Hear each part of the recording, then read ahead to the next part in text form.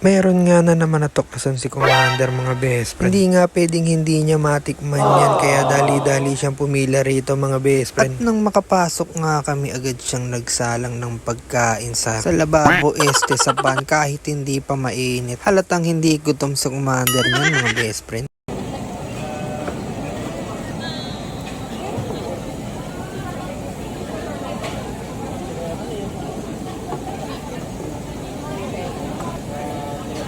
Pepsi, cheese? Okay. Meron po. Ilan po ba? Dalawa? Dalawa. At may nakita nga akong luto na kaya uunahan ko na si Commander na tumikim. Ayan, sinausaw ko siya at kinain at sinamahan ko na rin syempre ng kanin para malaman ko nga talaga kung masarap nga ba o hindi. At syempre, ito nga palang masasabi ko.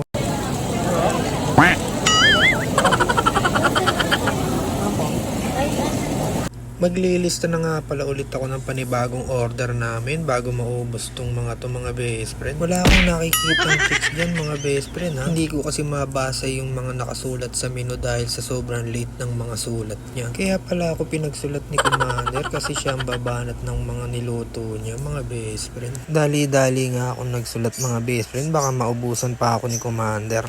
Kakain po muna kami mga best friend. Tara, kain po tayo.